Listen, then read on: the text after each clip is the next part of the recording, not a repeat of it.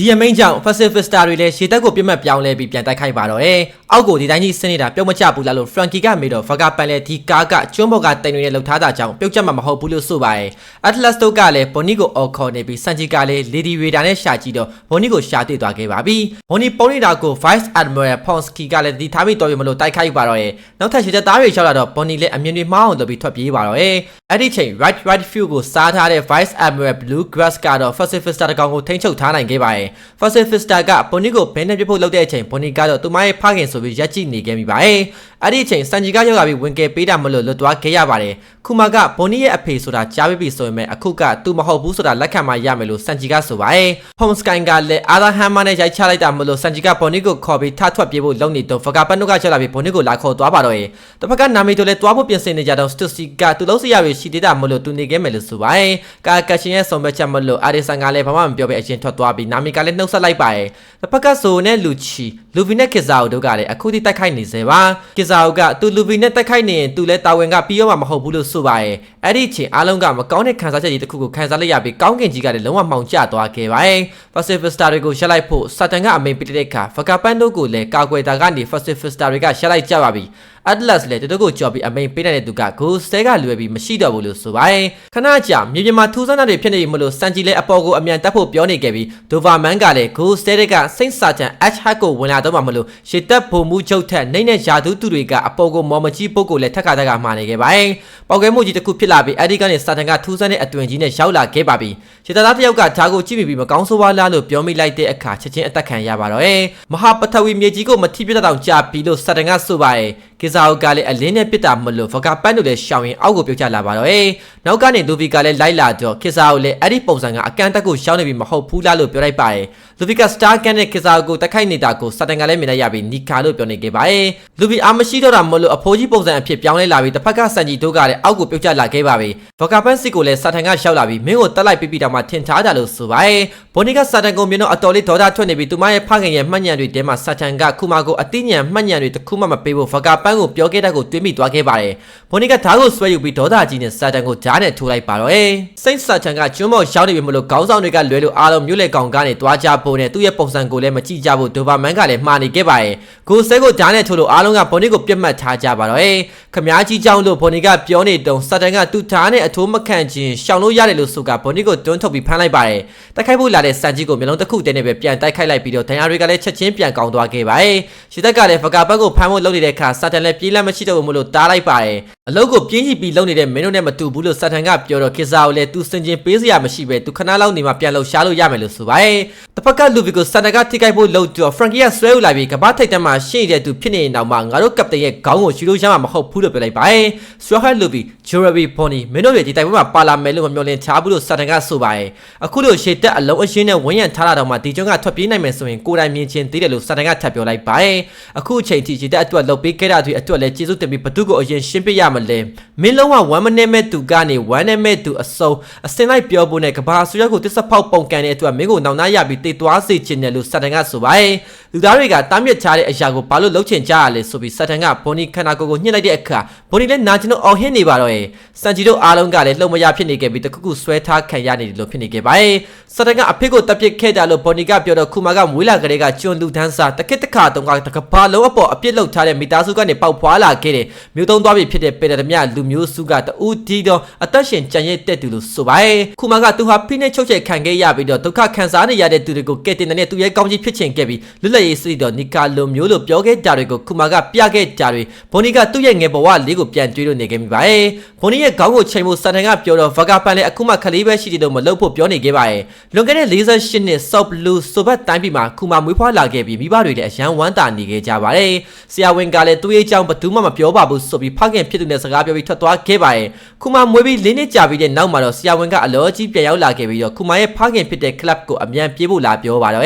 အစိုးရလက်ပါစိတ်တွေကဆေးရုံကိုရောက်လာကြပြီလို့ဆရာဝန်ကပြောနေတော့မှပဲသူတွေကရောက်လာပြီး club ကိုဖမ်းခေါ်ပါတော့ ကလပ်လေပင်တမတွေးပါတာသူတယောက်သေးမလို့စရီးနဲ့ကလေးကိုလှုပ်ပေးဖို့တောင်းဆိုပေမဲ့အစိုးရကလူတွေကလက်မခံခဲ့ပါဘူးကလပ်ကိုလည်းအတော်လေးနှိပ်စက်ထားပြီးတဲ့နောက်မှာတော့မိသားစု၃ယောက်လုံးကိုနေရာခွဲပြီး Slasher Dragon တွေရဲ့ကြုံတွေအဖြစ်အသုံးပြုခဲ့ကြပါတယ်အရွယ်ငယ်သေးတဲ့ကူမာလေးကိုလည်းအမြဲတမ်းနှိပ်စက်ကြပြီးတော့တနေ့ဖခင်ဖြစ်တဲ့သူနဲ့ပြန်တွေ့တဲ့အခါမှာတော့အဖေစိတ်မပူအောင်လို့သူ့ရဲ့တခင်ကသဘောကောင်းကြောင်းတွေပြောပြီးအမေရောနေကောင်းရလားလို့မေးလိုက်ပါတယ်အမေကတေသွားပြီမလို့အခုဆိုနက်ပြမှာရှိနေလောက်ပြီးအဲ့ဒါကပိုကောင်းပါတယ်လို့ကလပ်ကမျက်ရည်စားရည်နဲ့ပြောရတဲ့အခါကူမာလေးလည်းအယမ်းဝမ်းနေပြီးအော်ငိုပါတော့ရဲ့ကူမာကတမာတာမလို့တီးခံပြီးအသက်ရှင်အောင်နေဖို့ကလပ်ကမှာတဲ့အခါကူမာလည်းသူတေသွားတာပိုမကောင်းဘူးလားလို့ပြန်မိလိုက်ပါတယ်လွတ်လပ်ရေးစတိတော်ဖြစ်တဲ့နေနာမင်းကြီးနိကာကမင်းကိုတေချာပေါက်ကဲတင်မှာဖြစ်ပြီးကလပ်ကသူတို့ပင်သမျှမျိုးနွယ်စုမျိုးရိုးအဆက်ဆက်လက်ဆင့်ကမ်းလာတဲ့ဒဏ္ဍာရီလာစတိတော်လို့ဆိုပါရဲ့တနေ့ကြာရင်သူကခုမာကိုလာကဲတယ်မှာဖြစ်ပြီးတော့လွတ်လပ်တဲ့ပင်လယ်ကိုခေါ်ဆောင်သွားပေးမှာနီကာကအမြဲတမ်းရှီပြုံးနေတတ်ပြီးတော့ဒီလိုတန်စင်မျိုးတွေနဲ့လူတွေကိုရှီအောင်လုပ်ပေးတာဆိုပြီးကလပ်လေးဥမာလေးနဲ့တကွာပြသနေပါတော့ရဲ့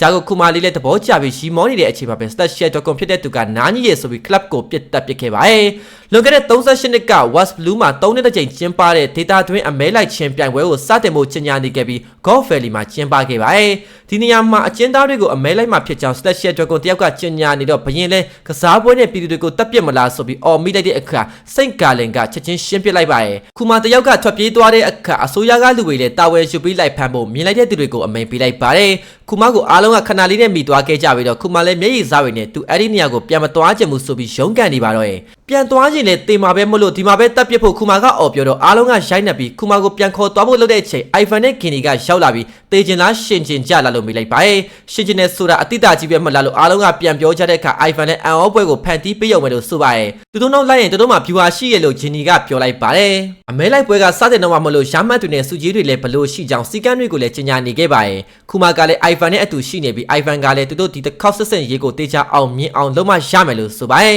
ရှီတက်မှာလည်း Fleet Admiral ဖြစ်တဲ့ခေါင်းက Gap ကိုဆက်သွယ်ပြီးအကြောင်းရင်းကိုပြောပြလို့မရပါမယ် Golf Valley ကိုတွားပေးဖို့တောင်းဆိုလိုက်ပါရဲ့ဒါပေမဲ့ Gap ကလည်းညင်းနေတော့ဒါကအနောက်ဆုံးအခွင့်အရေးလို့ခေါင်းကဆိုပါရဲ့အဲ့တဲ့တင်ကဘယ်ကပေါက်ကြားတော့မှမသိပေမဲ့ Roger ပါမယ်လို့တော့မထင်ထားဘူးလို့ခေါင်းကချက်ပြောတော့ Gap လည်းစောစောကပြောပါလားဆိုပြီးချက်ချင်းသွားဖို့လုပ်ပါတော့ရဲ့တစ်ဖက်မှာလည်းအမဲလိုက်ပွဲကစတင်နေခဲ့ပါပြီပင်လယ်မှာစတင်မောတွေအပြည့်မလို့ထော်မသွားနေတာအသေးချာဖြစ်ပြီးဒီလိုမျိုးကြောက်စရာကောင်းတဲ့ဖြစ်ရမျိုးဖြစ်သွားခဲ့တာကိုတမိုင်းကနေလည်းဖြတ်ပြစ်ဒီကျုံးပေါ်မှာရှိနေတဲ့ရုံတသိန်းဆိုတာကဒီပြိုင်ပွဲကြီးအပီ၃ဘက်အကြာအကုန်တေကုန်တော့မှမလို့ဒီနေရာကငရဲပဲလို့ Ivan ကဆိုပါရဲ့၃ဘက်လုံးအသက်ရှင်နိုင်ရင်လွတ်နိုင်တယ်မလားလို့လူတို့ချို့ကပြောတော့ Ivan လည်းအရင်ပြိုင်ပွဲတွေအားလုံးမှာအသက်ရှင်သူဆိုတာမရှိခဲ့ကြောင်းပြောပြလိုက်ပါရဲ့ဒီကစားပွဲမှာအသက်ရှင်အောင်လုပ်ရမှာမဟုတ်ပဲကစားပွဲကနေလွတ်မြောက်အောင်လုပ်ရမှာလို့ Ivan ကဆိုပါရဲ့ Fishman က Ivan ရဲ့တန်ကြိုးကိုကိုက်ဖြတ်ပေးလိုက်ပြီး Jenny ကလည်းပေရတမရော Navy ရောမလှုပ်ရှားတာထူးဆန်းတယ်လို့ဆိုပါရဲ့ Jenny ဘာလုံးနေရလဲလို့အားလုံးကမေးတော့သတင်းဖက်လက်နေတာဖြစ်ကြောင်းနဲ့ဒီပြိုင်ပွဲရဲ့ဆုလက်ကငါတို့ကိုလွတ်မြောက်စေဖို့ပဲလို့ပြောလိုက်ပါရဲ့ဆုတွေကတခုကအကျန်းဆုံး Tibet Fruit အမျိုးစားတွေကဖြစ်ပြီးစားလိုက်ရင်ဒန်နာဟီလာ Azra Dragon အဖြစ်ပြောင်းလဲလို့ရမယ်အသီးနဲ့ကိုနဲ့တခြားလူတွေကိုအဝေးတနေရာကကျွန်းကိုရောင်းအောင်ပို့ပေးနိုင်တဲ့ Pound Fruit လည်းရှိတယ်လို့ Jenny ကဆိုပါရဲ့အားလုံးကိုရောရှေ့လက်ကအသားစီးတွေကိုကြော်နိုင်ပြီးဒီငရဲကလည်းလွတ်နိုင်ပဲလို့ Ivan ကပြောတော့အားလုံးလည်းဆုတွေကကျွန်းလယ်မှာရှိနေတာမလို့ရှာမတွေ့ခင်အသက်ခံရလိမ့်မယ်လို့ပြောလိုက်ပါရဲ့ Jenny ကသူဟာခိုးရတာခိုးနှားထောင်တာခိုးတဲ့တာတွေကိုကျွမ်းတာမလို့လွန်ခဲ့တဲ့နှစ်ပတ်ထဲကဒီကျွန်းကတည်င်းတွေကိုအပြင်ကိုလွှင့်ပြီးပြီလို့ဆိုပါရဲ့မကြခင်မှာပဲဒီကျွန်းမှာရန်နာလာရှာတဲ့ပင်တမတွေရောက်လာမှဖြစ်ပြီးတော့ပြဿနာအကြီးကြီးဖြစ်တော့မှလို့ Jenny ကဆိုပါရဲ့ဒါပေမဲ့ငါတို့တွေကတယောက်ကတော့ Slasher Dragon တွေကိုမြားထုတ်ဖို့လိုတယ်လို့ Jenny ကပြောတော့ဘသူကမှမလုပ်ချင်ကြပါမယ်ခုမာကတော့သူလုပ်မယ်လို့ဆိုပါရဲ့ခုမာကသူဟာခန္ဓာကိုယ်ကြီးတော့အခြားသူတွေထက်ကြာနေနိုင်မယ်လို့လည်းထင်ပြီးတော့နောက်ထပ်အခြားသူတွေတိမ်မာကိုလည်းမမြင်ချင်တော့ဘူးလို့ပြောလိုက်ပါရဲ့တစ်ဖက်မှာလည်း Rock Spirit တွေအပြင်နမဲဇိုးနဲ့ပင်တမအဖွဲ့တွေတဖွဲပြီးတဖွဲကျွန်းကိုလာနေခဲ့ပါပြီရှေ့တက်ကလည်းမတားနိုင်တော့ပဲကျွန်းပေါ်ကို Newsgate Stussy သူကဝိဘရဲ့အမေပါ Gloriosa သူကအဖွားကြီးနိုင်ယွန် Shiki လင်းလင်းခိုင်တိုနဲ့ဂျွန်တို့ကလည်းရောက်ရှိခဲ့ပါရဲ့အားလုံးကတယောက်နဲ့တယောက်မတည့်ပဲရောဂျာလည်းလာမှာမလို့ဒီနေ့ကအဆုံးဖြတ်ပဲလို့ပြောနေခဲ့ကြပါရဲ့ Slasher Dragon တွေကလည်းပင်တမတွေရောက်လာပြီမလို့တို့တခုခုဖြစ်ရင်ခွင့်မလွတ်ဘူးဆိုပြီးပြောနေခဲ့ကြပါရဲ့ခဏကြာရောဂျာတို့ကလည်းကျွန်းစစ်ကိုခြိတက်လာခဲ့ကြပါပြီတသားတွေကိုပြန်ဆုပ်ခိုင်ပြီး Slasher Dragon တွေကိုကာကွယ်ဖို့ဂါလင်ကပြောနေခဲ့ပါရဲ့Ivan တို့ကလည်းလှုပ်ရှားဖို့လုပ်နေခဲ့ပါပြီ။အဲဒီအချိန်စစ်ကူဖြစ်တဲ့ Gap ကလည်းရောက်လာခဲ့ပြီးရောက်တာနဲ့ရောချာကိုအရင်မေးပါတော့ရဲ့။တစ်ဖက်က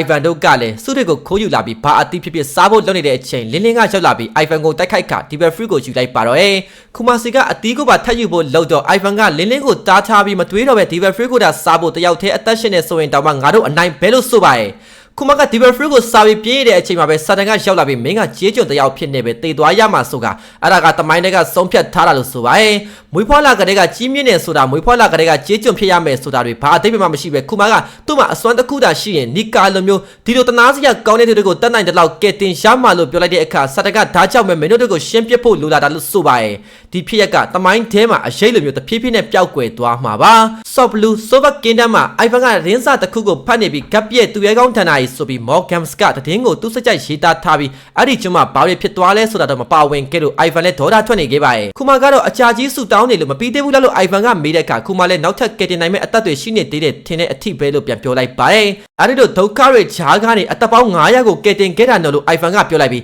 ဂျင်းနီကလည်းအားလုံးကဝမ်းသာပြီးကျေးဇူးတင်နေကြတာမလို့မျက်ရည်တောင်မထိန်နိုင်ခဲ့ဘူးလို့ဆိုပါရဲ့ခုမရဲ့လက်နဲ့ပဲလွတ်မြောက်စေခဲ့တာမလို့အဲ့ဒါကလွတ်မြောက်ရေးလက်စုံဘဲလို့ Ivan ကချက်ပြောတဲ့အခါခုမလည်းသူ့ရဲ့ဖခင်ပြောခဲ့တဲ့နီကာအကြောင်းကိုပြန်တွေးမိသွားခဲ့ပါရဲ့သူတို့နဲ့ Ivan ကတော့ပိုပီတလက်မှုကိုအရသာခံစားဖို့ပင်လယ်ထဲထွက်ဖို့ဆုံးဖြတ်ပြီးဂျင်းနီကတော့သူခုမနဲ့နေခဲ့ပြီးဘာဆက်လုပ်ရမလဲဆိုတာကိုစဉ်းစားမယ်လို့ဆိုပါရဲ့တယောက်နဲ့တယောက်နှုတ်ဆက်ကြပြီးတဲ့နောက်မှာတော့ဂျင်းနီကသူဟာခုမထက်4နှစ်ကြီးတဲ့အမဆိုတော့သူရှာကျွေးမယ်လို့ပြောလိုက်ပါရဲ့အရင်ကလို့ခိုးတာတွေမလုပ်တော့ပဲပတ်စံရှာပြီးသမင်းစားကြမယ်လို့လည်းဂျင်းနီကဆုံးဖြတ်လိုက်ပါရဲ့ထင်းတွေခုတ်ရောက်ပြီးအပြန်မှာကလေး2ယောက်ကခုမကိုပြဿနာလာရှာတော့ဂျင်းနီလည်းဒေါသထွက်ပြီးနှစ်ကောင်လုံးကိုစော်ပေးလိုက်ပါရဲ့ခုမလည်းကလေးတွေကိုပြန်တောင်းပန်ပြီးနာကျင်မှုတွေကိုလည်းဖောင်းအစွမ်းနဲ့ဆွဲထုတ်ပေးလိုက်ပါရဲ့သူတို့နဲ့ခုမဟာဂျင်းနီနဲ့အတူနေထိုင်ခဲ့ပြီးတနေ့ကျအသက်ဘလောက်ထဲကကြေးကျွန်ဖြစ်သွားခဲ့ရတာလဲလို့ဂျင်းနီကမေးလိုက်ပါရဲ့အသက်4နှစ်သားတွေကဖြစ်ကြောင်းခုမကပြန်ပြောတော့ဂျင်းနီလည်းသူလည်းအတူတူပဲလို့ဆိုပါရဲ့ဂျင်းနီကသူ့ဖိုက်ပြင်းနေပြီလို့ပြောရင်ရုပ်တရက်ကြီးထားငိုတဲ့အခါခုမလည်းသူ့မိသားစုအကြောင်းကိုပြန်တွေးမိပြီးမျက်ရည်တွေကျလာပါတော့ရဲ့ဂျာလေးကတော့ One Piece အပိုင်း298ဖြစ်ပြီးအပိုင်း299ကိုစတင်မိနိုင်မှုအတွက်လိုက်လေးတယောက်ချက်စီနေပြော comment နဲ့ကျွန်တော်မှတ်မိခဲ့ကြပါအောင် channel လေး subscribe လေးမလုပ်ရနိုင်တော့ပြီးတော့ကြကြပါအောင်ကျေးဇူးများတင်ပါတယ်ကျွန်တော်ကတော့စမတ်ပါ